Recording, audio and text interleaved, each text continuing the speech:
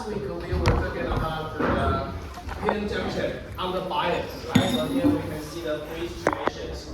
On the left-hand side is the situation without bias, right? So you can see the key feature of the Venn diagram for the zero bias of the thermal equilibrium is the flatness of the Fermi level, right? Which is this dashed line.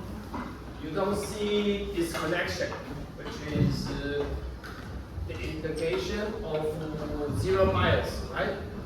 And then when you have a forward bias, you can see the Fermi level is separated, and pay attention to which side is higher, right? So you can see for the forward bias, where you have the p-type connected to the anode, the positive terminal, and the n-type is connected to the negative terminal, which is the cathode, right? So you can see the Fermi level on the N side is becoming higher, and the Fermi level on the P side is becoming lower. That's the situation where you have a forward bias, right? So you need to be familiar with the definition of forward bias. 还知道哈，正偏压的定义就是 P type 接到正接正，负接负，这个就是正偏压，对不对？所以for the Fermi level connected to the positive terminal, it is telling you the electrons in that terminal will have a reduced energy, right? So you can see the Fermi level on the P side is lower than the Fermi level on the N side, right? And the separation between the two sides of the Fermi level is what you apply for the bias, right? The more bias, you will see more separation between the two Fermi levels, right? And another key feature is you got to pay attention is the difference. You see the contact potential where you have a V0 for the case without bias. This can be calculated by the equation here, right? So we have finished the derivation of the contact potential, right? So here I can show you, if you choose a silicon p-n junction with the doping concentration of 10 to the 16, so you can know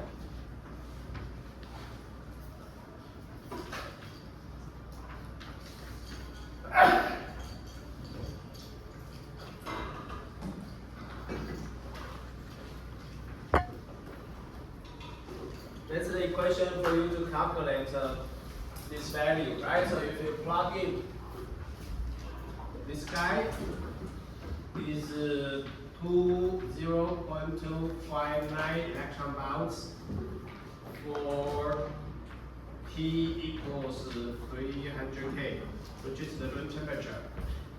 This guy, Ni is equal to 1.5 times 10 to the 10th for silicon, right? And then you plug in Na and Nd.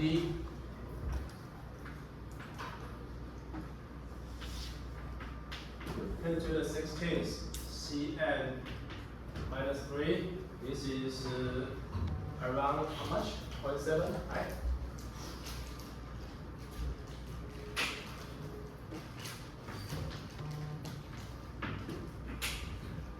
Okay, so you can see the IV curve is turning on when the voltage is equivalent or close to the V0, which is the separation between the conduction band. You can see P side is higher, N side is lower, right? The separation is determined by three key parameters, which is the band gap or trivial Ni, that's the intrinsic heavy concentration.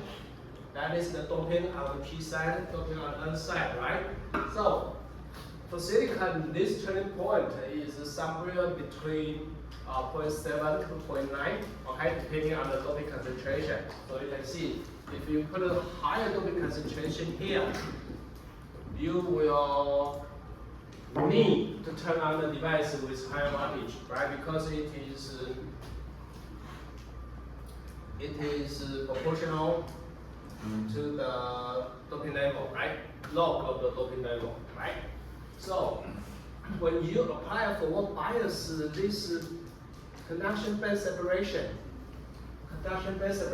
will become reduced by the bias you apply, right? So here you can see where I put under forward bias, the conduction band separation is reduced from V0 minus VF, which is the bias, right? So you can see that is why you have a positive terminal, you have positive bias or forward bias, right? So you can have the band gap separation.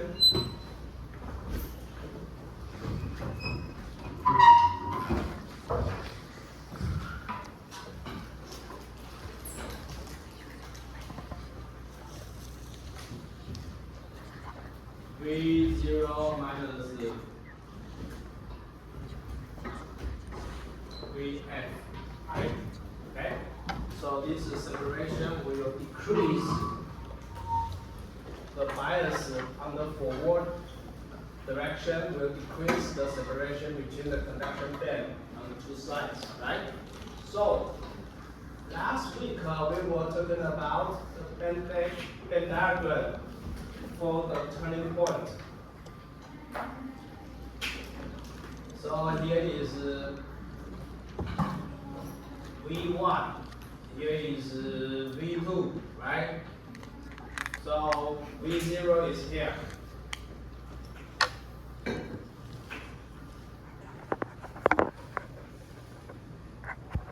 So at point 1, you can see once the forward bias is larger than the turning point, is larger than the contact potential, you will have a situation with this size of the conduction band becoming higher, right? So the band diagram will become something like this.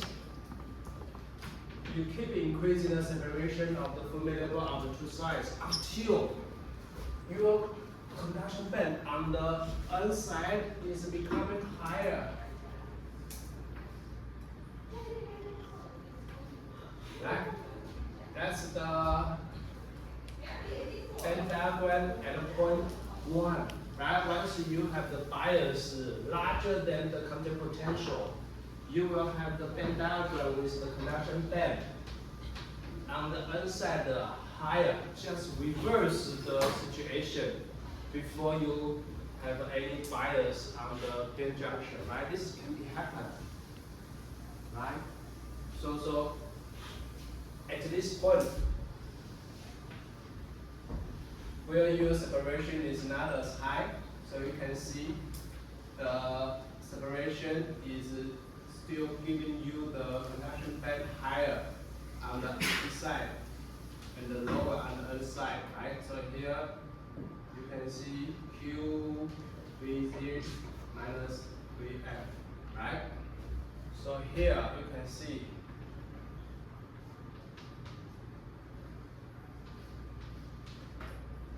this value is becoming negative, right?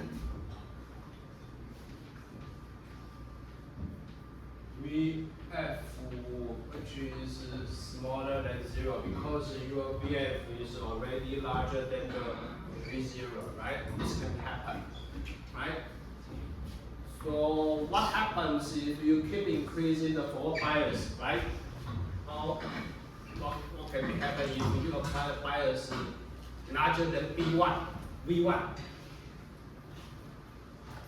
You know, if you keep increasing the bias without a limit, something will happen.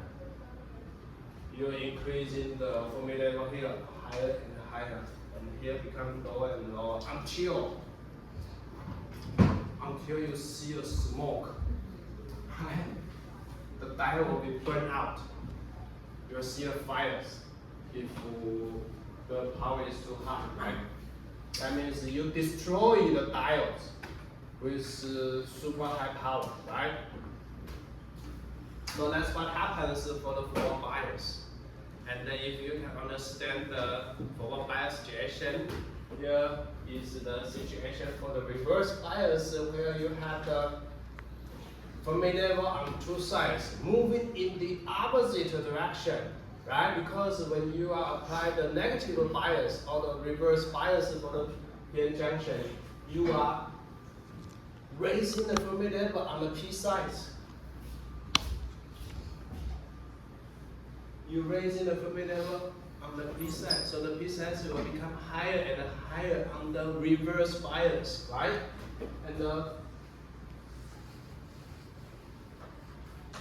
And the other sides will becoming lower and lower, right? This is what happens for the reverse bias, right? So you are increasing the depression region with the reverse bias, and you are decreasing the depression region with forward bias, right? So for the forward bias, the electrical fields in the depression region will become smaller than the fields without bias.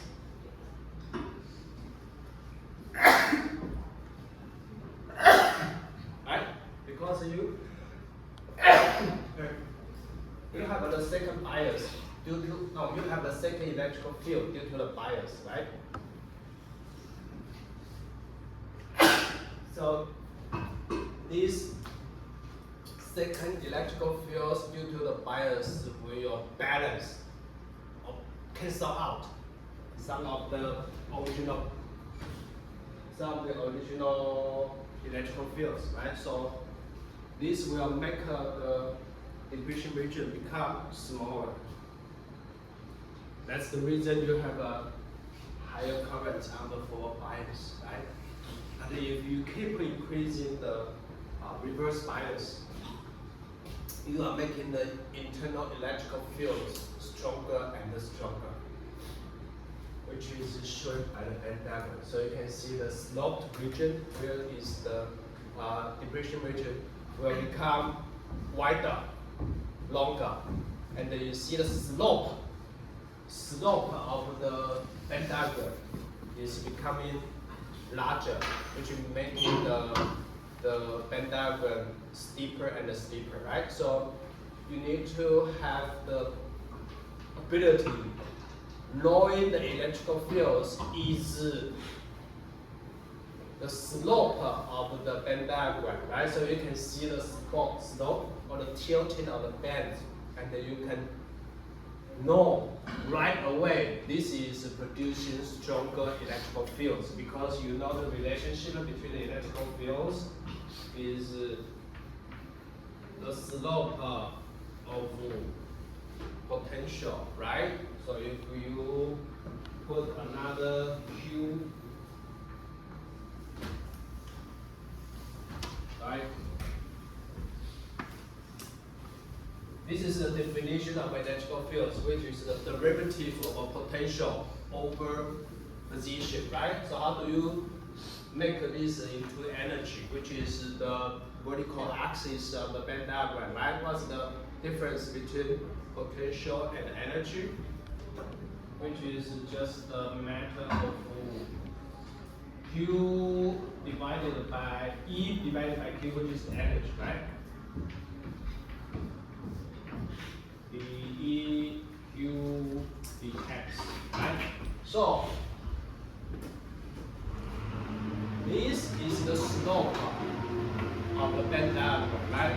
Electron energy divided by position, right?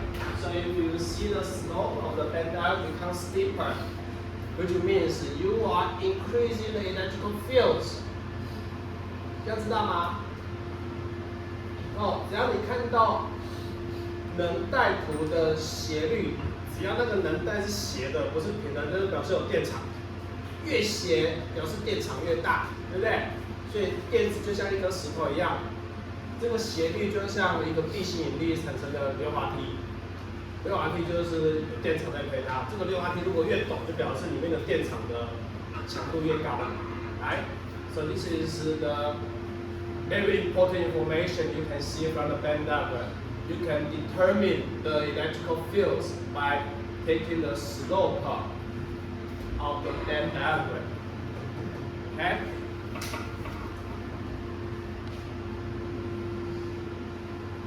So what happens if you keep increasing the reverse bias? What happens?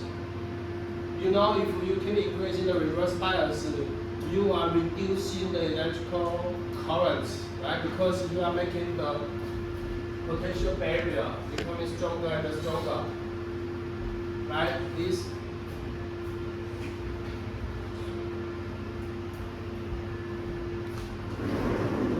So this is the smaller reverse bias.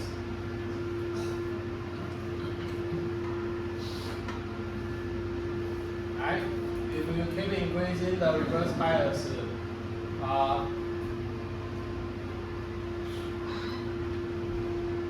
the separation will become even larger, right?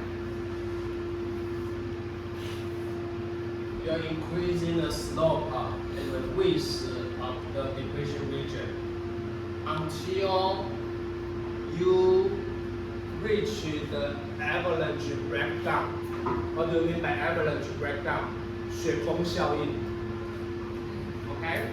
When you reach the avalanche breakdown, you will have the electrical fields in the negative value goes up very quickly. So we call it the avalanche breakdown. So this is what happens when you have the reverse bias.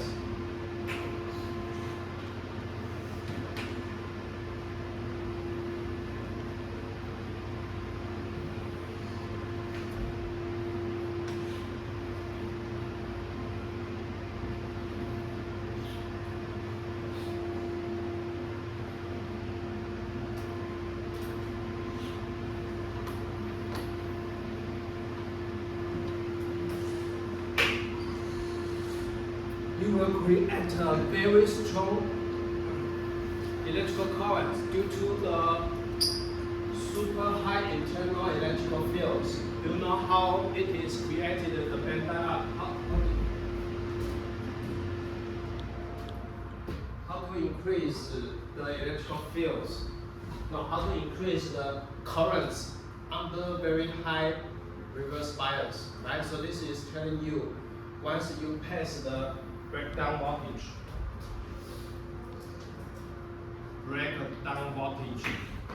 the reverse currents will go up quickly in the negative direction.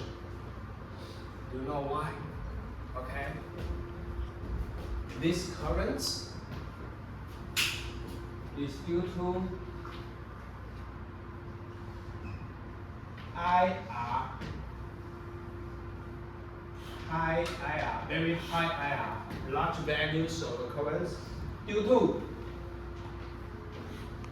impact ionization.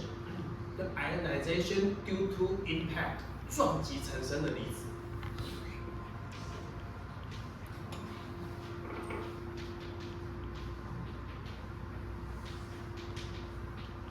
What do you mean by impact ionization? Okay? Impact is bombardment, right? 撞击 ionization, 离子化。Okay, so here is the description. Schematic showing the description.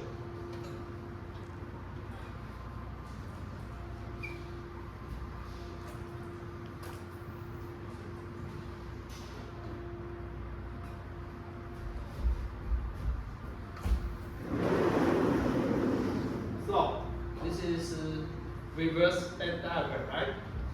Where you have the P sides connected to the cathode, and this is the anode, right? So, which means you will inject electrons from the P side, right? So when the electrons is injected into the P sides, usually this electron will disappear right away. Why?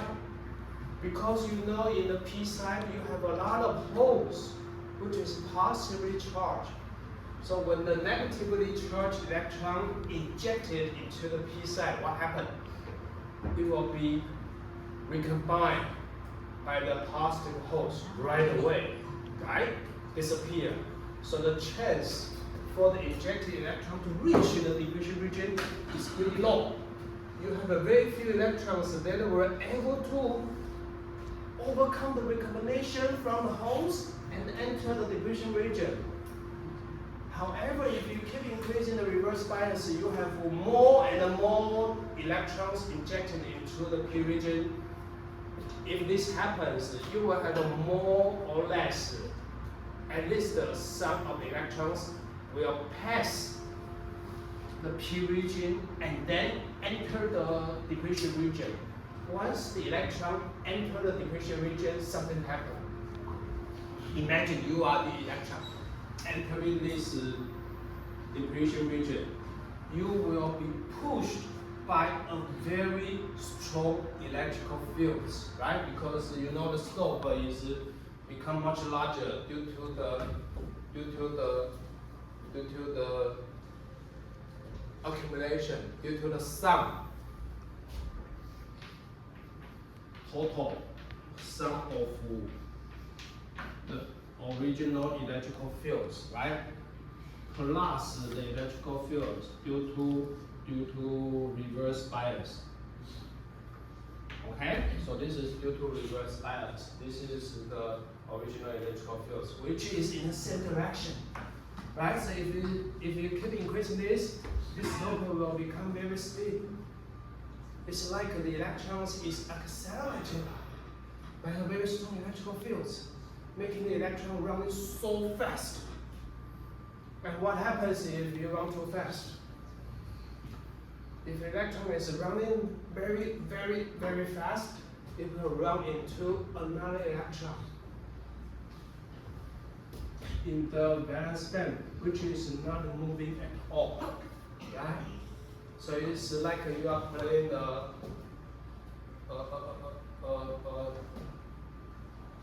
撞球怎么讲？撞球的英文怎么讲？Be the ball, be the ball, okay? Like you are hitting one ball with another ball, okay? This ball originally is not moving at all, zero velocity. Once it is hit by a high-speed ball, this ball will become moving together with the high-speed ball, right? So the ionization is what happens when the electron is changing its situation from not moving into moving very fast, right? So when the electron is not moving, that means the electron is sitting inside the valence band, right? Once this valence band electron is hit by this high-speed electron, you will be excited to the conduction band and then move together with very high speed with this original electron. So you will create one new electron hole pair, because once the electron leaves the conduction band, once the electron leaves the valence band, it will create a vacant state inside the valence band, right? So you will have a hole in the valence band, electron in the conduction band due to the impact from the high-speed electron that is ejected from the cathode. Yes, from the cathode. So what happens?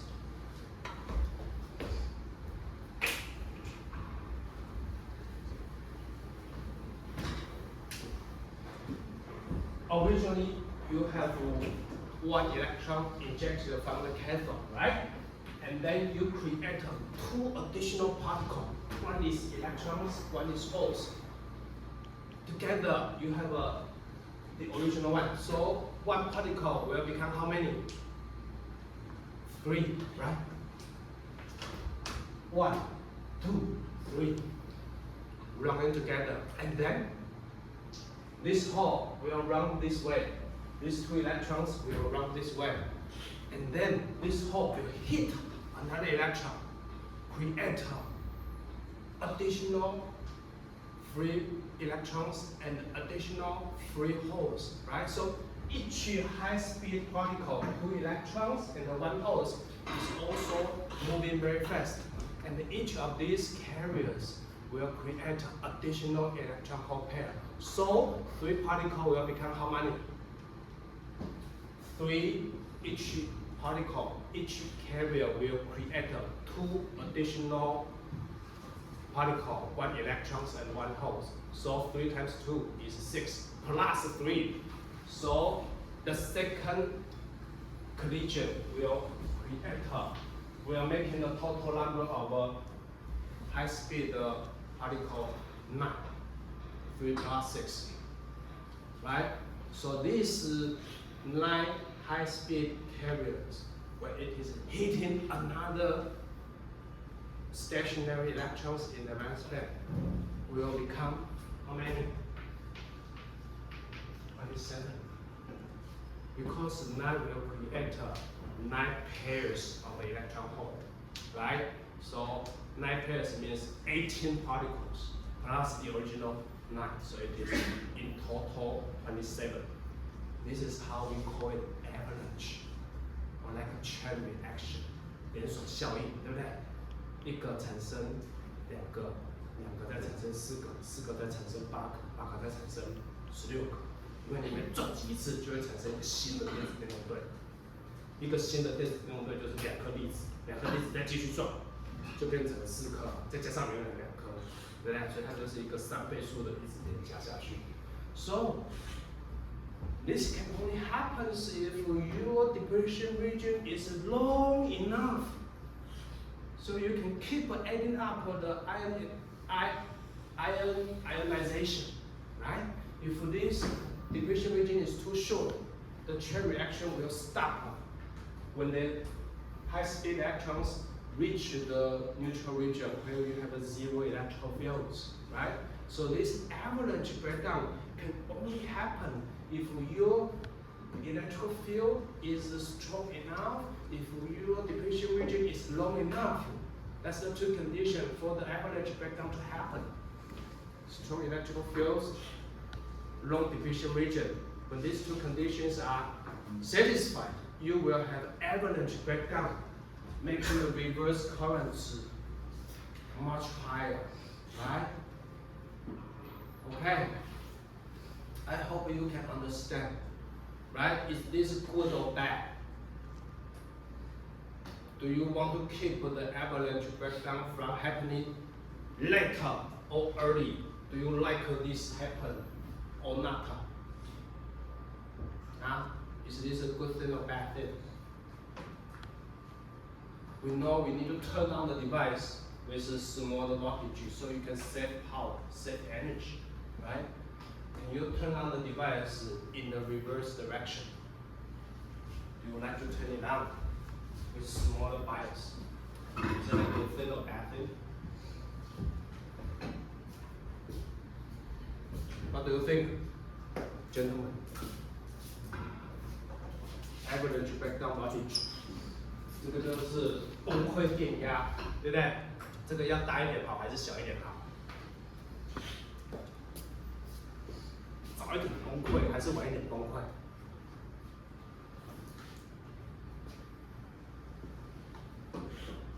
？Choose one. 为什么 ？Early beta, early is beta. Early breakdown is beta. Why? 电流越大越好，是不是？还是你觉得崩溃是一个好事情？那你说早一点。What do you think? Do you like the breakdown voltage to become smaller or larger? Which one is better? Yeah.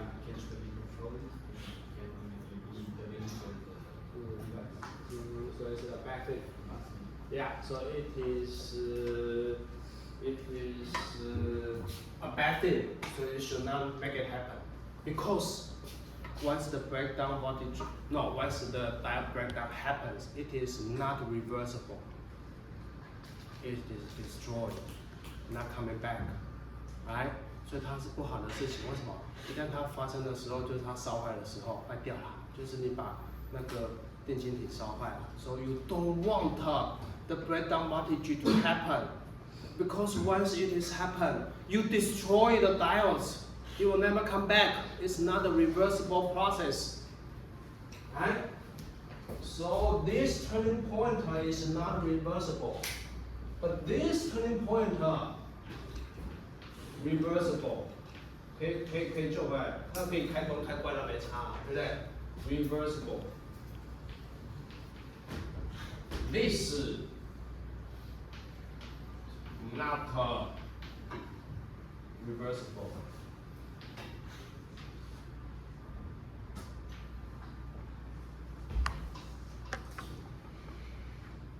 This is reversible. Sorry. Reversible. OK. 哦，不可逆的啦。OK. This is OK because you can turn the diode on, off, many times without destroy it. But once you make this happen, it will never come back. It is totally destroyed. Because usually the currents on the breakdown voltage is much larger. This is very dangerous. Okay? You don't want it to happen too early. How do you avoid the breakdown voltage if you can choose the material with different band gap? I'm giving you a hint. If you want the device to have very large breakdown voltage, so you can make the breakdown, make the avalanche breakdown less likely to happen. Okay, avalanche breakdown, you don't want to happen. How do you make it happen with a larger voltage? How do you prevent it? Once you understand the mechanism, the reason of impact ionization, right? So this ionization happens when the electron receives the kinetic energy from the high-speed electron to overcome the energy difference between conduction band and valence band, right? So this is the energy barrier for the avalanche breakdown to happen. So what is this energy difference? Delta E is the potential, the energy barrier for the avalanche breakdown to happen, for the impact ionization to happen. This delta E is actually the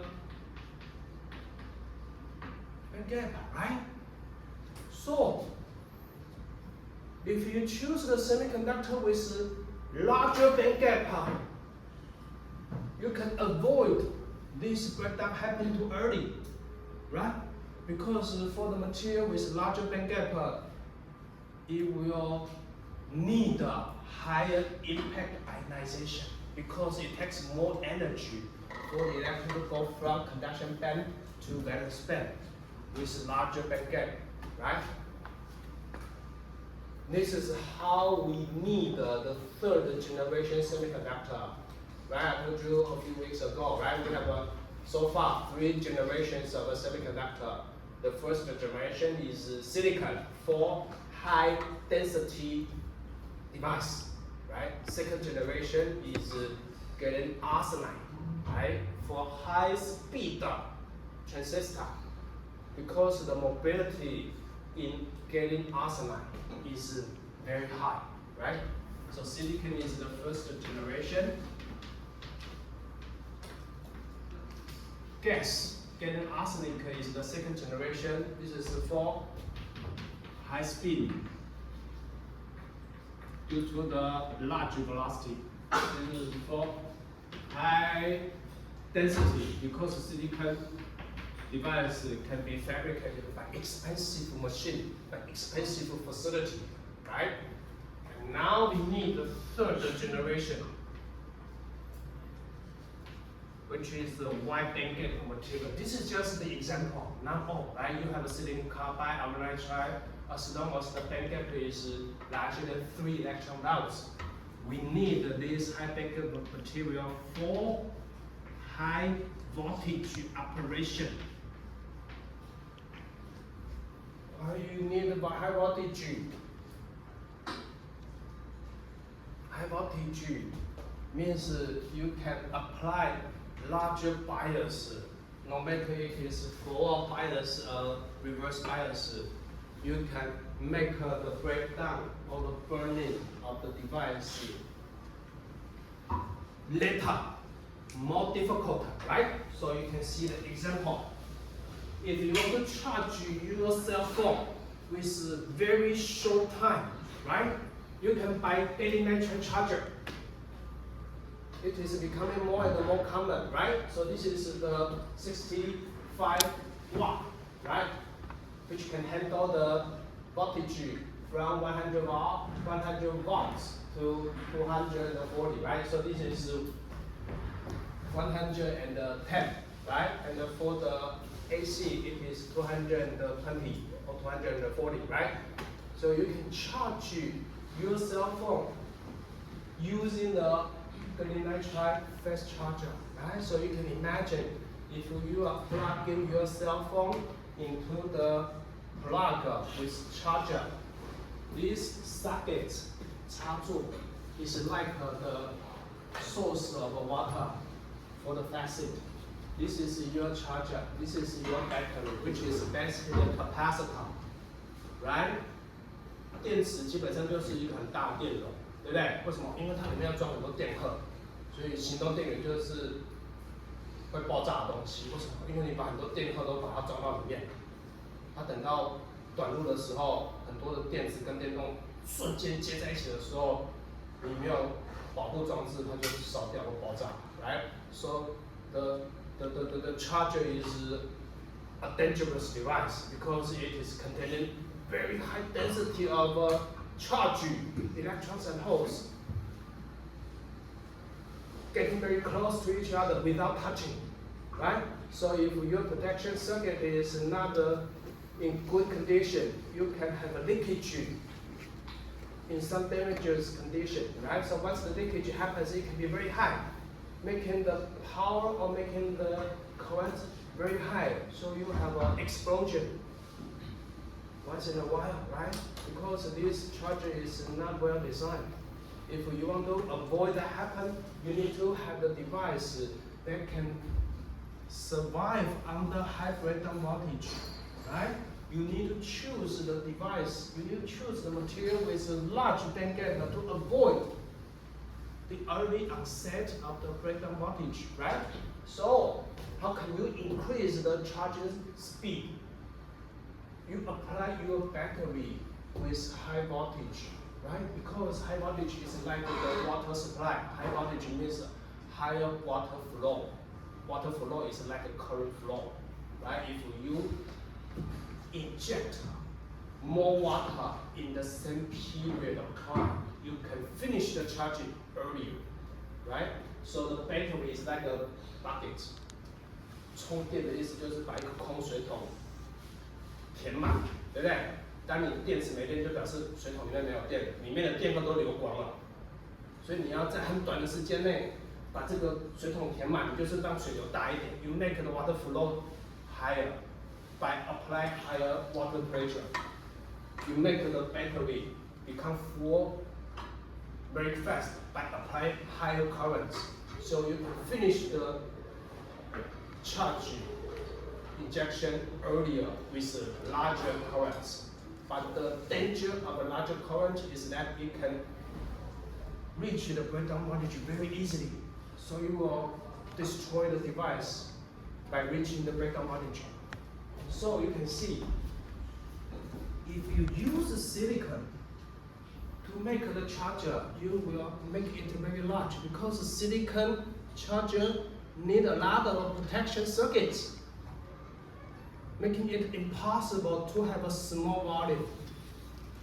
And the silicon, in its nature, is not able to handle very high voltage. right? Because high voltage is making the charge time shorter， 对不对？所以你要在很短的时间内把电子充满，简单的方式就是电流灌大一点嘛，对不对？可是电流灌太大就表示电压大一点，电压大一点就容易把它烧掉，对不对？所以如果你是用电晶奶出来的话，你可以用比较大的电流去灌你的电池，不会把它烧掉，因为它可以承受比较大的电压。OK， 好，所以你电流灌大一点的时候，它灌跑的速度就会比较快 ，right? So you use higher current to charge your battery, you can reduce the charge time, but you need to make sure your charger can survive under high current, high voltage condition. And that's the very reason you use wide bandgap material to make the transistor. If you use silicon, it is cheaper, but you cannot make it small. You cannot make it safe, okay? Because silicon can be destroyed very easily. What do you mean by destroy? Destroy means you short the circuits by create a lot of currents, which is very dangerous. High currents means high temperature. Okay, so you can catch fire if your protection circuit is not well designed. Okay, so this is why we use high voltage device. Is wide bandgap material. You don't see this 20 years ago because you don't need a charger very often, right? Every device is not able to move all the time. Nowadays, everything is charged by the battery. Battery become more and more important, right? So, for example, this is what we see before, right? So you have different materials where you see the velocity under electrical fields, right? So you can see for silicon, it will saturate very early with smaller electrical fields and then reduce. So silicon is not only dangerous, it is also slow. Because once you apply very strong electrical fields, the velocity inside the silicon will becoming slower due to the scattering, right? We talked about this earlier. The velocity is reduced due to two scattering mechanisms, right?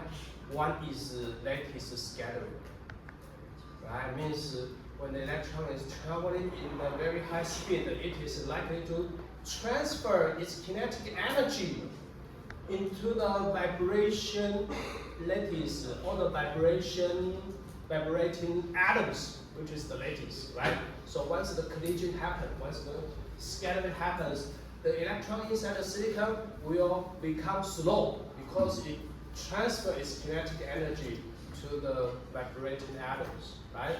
Second mechanism is intervalley scattering, right? Because you have a different effective mass at a different region of Venn diagram.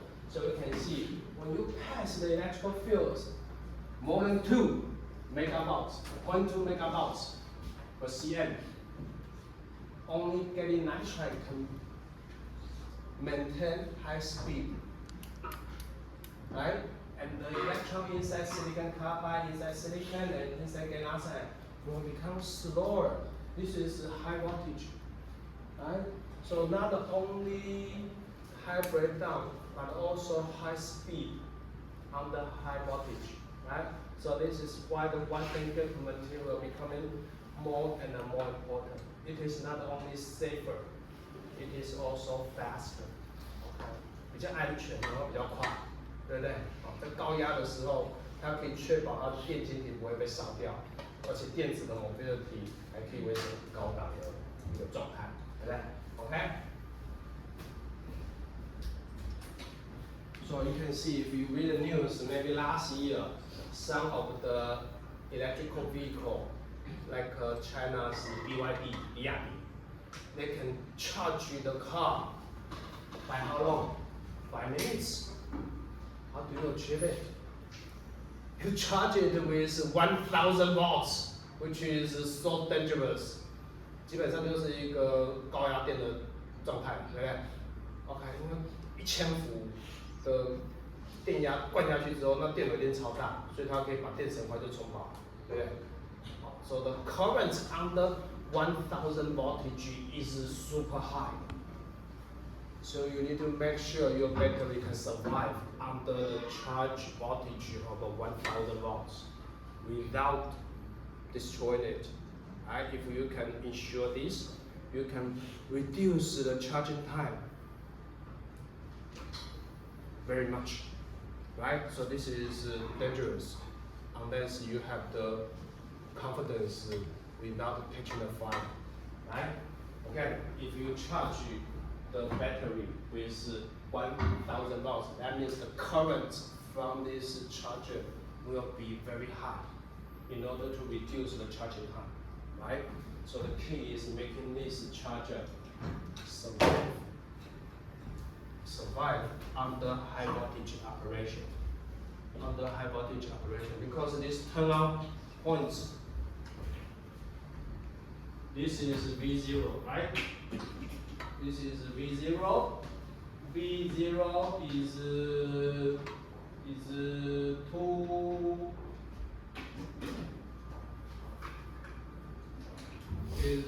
0.2159 times natural log Ni square NaND, right?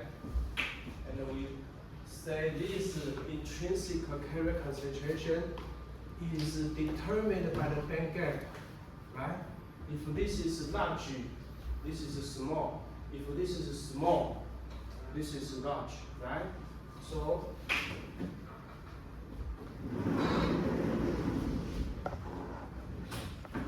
you know Ni is 1.5 times to the 10 cm minus 3 for silicon, right? For gas is 10 to the 6, right? 2.5, right? Do you know the value for gallium nitride? So small. 1.6 10 to the minus 10 for gas. Ridiculous small. Ridiculous small. Okay? So theoretically, the Ni for gallium nitride wide gap material can be very small, making this turn-on point very large. Okay? Because this is the free electrons overcoming the band gap from the valence band to junction band, right?